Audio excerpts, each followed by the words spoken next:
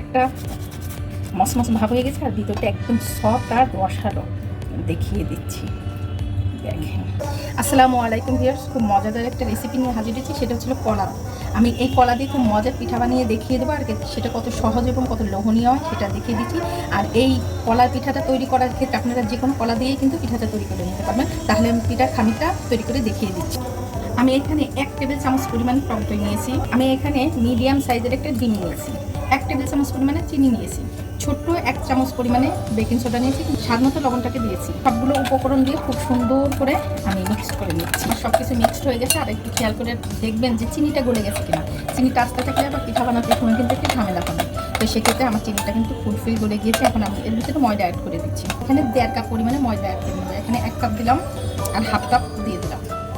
এখন ময়দা দিয়ে আর টক দই এবং ডিম দিয়ে খুব সুন্দর করে ডোটাকে আমি তৈরি করে নিচ্ছি। পর্যায়ে আমার যদি পানি লাগে তাহলে আমি আস্তে আস্তে করে পানিটা অ্যাড করে দেবো। এখন আমি হাত দিয়ে আমি ডোটাকে ছেনে নিচ্ছি। এই পর্যায়ে হালকা একটু পানি লাগবে। তো যদি আমার দইটা যদি লিকুইড থাকতো তো সেক্ষেত্রে কিন্তু আমার পানিটা লাগতো না। তো ভিউয়ার্স দেখেন, অলরেডি আমার ডোটা কিন্তু তৈরি হয়ে গেছে। আর কতটা সফটভাবে হয়েছে।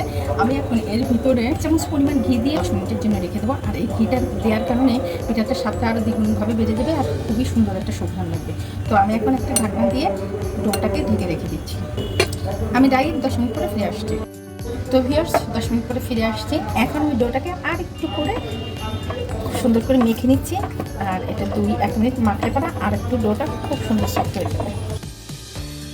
তো ভিউয়ার্স এখন আমি ডোটাকে সুন্দর করে একটু 2টে ভাগ করে নিচ্ছি।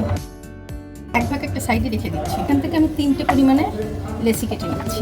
আমি সুন্দর করে রুটি বানিয়ে নিচ্ছি। রুটিটাকে আমি অনেক বড় করে বেলে নিচ্ছি। তো ভিউয়ার্স রুটিটা কিন্তু একদম গোল না বানিয়ে জাস্ট অনেক বড় করে একটু লম্বা সাইজের করবেন। রুটিটাকে ঠিক এই সাইজ করে কেটে নিচ্ছি। তো ভিউয়ার্স দেখেন আমি কত সুন্দর করে এক একটা করে শীট কেটে নিলাম। একটা রুটি থেকে আমি 5টা শীট কেটে নিয়েছি। এখন আমি পিঠাটা কীভাবে বানাবো সেটি দেখিয়ে দিচ্ছি। এই যে আমি কলা নিয়েছি 2টা, বা আমার যে কয়টাই লাগে সমস্যা নেই। আমি এখন কলাটাকে সুন্দর করে ছুলে নিচ্ছি। এখন কলাটাকে আমি জাস্ট একটু তেরসা করে কেটে নিচ্ছি। আমি কলাগুলোকে জাস্ট এইভাবে কেটে নিচ্ছি। আপনারা চাইলে আর একটু পাতলা করে নিতে পারেন, বা মোটা কলা হলে এই মাঝখান থেকে এইভাবে একটু চিকেন করে নিতে পারেন। এটা আসলে আপনাদের সৌন্দর্য এবং রুচি অনুযায়ী করে নিতে পারেন। ভিউয়ার্স আমি একটা শীট নিলাম। এখন 1 পিস কলা নিচ্ছি। এই কলাটা দিয়ে কিভাবে আমি পিঠাটাকে পেঁচিয়ে নেব সেটা দেখিয়ে দিচ্ছি। ফার্স্টে কলাটার উপরে এইভাবে লেচিটাকে দিতে হবে, রুটির যে অংশটা, তারপরে এভাবে করে সুন্দর করে পেঁচিয়ে দিতে হবে। এমনভাবে পেঁচাতে হবে যাতে কোনো ফাঁক না থাকে। এই লেভেলে এসে এই যে এইভাবে দিতে হবে। এখন এই মাথায় জাস্ট একটু পানি দিয়ে জাস্ট একটু ছিলগোড়া করে দিতে হবে। যাতে পানিটা দিলে কি হবে, রুটিটা এর সাথে মাথাটা মেরে দিলাম যাতে আর ভাজার সময় খুলে না যায়। এই মাথাটাও সেমভাবে একটু পানি দিয়ে মাথাটাকে লাগাই দিতে হবে। দেখেন কত সুন্দর দেখা যাচ্ছে। আপনাদের সুবিধার জন্য আমি আরেকটা পিস নিয়ে দেখিয়ে দিচ্ছি। জাস্ট এইভাবে আসবে মাথাটা। এটার গায়ের সাথে আরেকটা মিশে যাবে, নাহলে ফাঁকা থাকলে কিন্তু যখন আমি পিঠাটা একটু ভাজবো তখন হচ্ছে পিঠাটা কিন্তু ফেটে বের হয়ে যাবে। এখন আমি এখানে একটু জাস্ট পানি লাগাই দিই।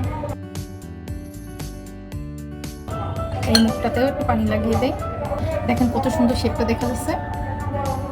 আমি এখন পিঠাগুলোকে সেম এইভাবে বানিয়ে, তো দেখেন একে একে কিন্তু আমার সবগুলো পিঠা তৈরি করা হয়ে গেছে। এখন আমি চুলায় চলে যাচ্ছি ভাজার জন্য। তো ভিউয়ার্স আমি চুলায় প্যান দিয়ে তেলটা গরম করে নিয়েছি।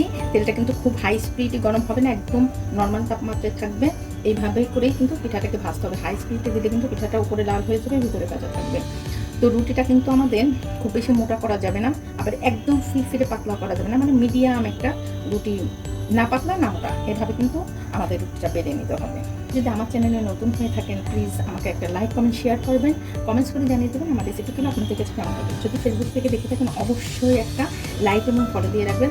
আর যদি চ্যানেলটা সাবস্ক্রাইব করে না থাকেন তাহলে আমার চ্যানেলটা সাবস্ক্রাইব করে আমার পাশে থাকবেন, যাতে করে নতুন করে ভিডিও নিয়ে আপনাদের সামনে হাজির হতে পারি। পিঠাটা কিন্তু ডুবা তেলে ভাজতে হবে, তাতে করে কী হবে, পিঠাটা চারিদিকে খুব সুন্দর ভাজা হয়ে যাবে।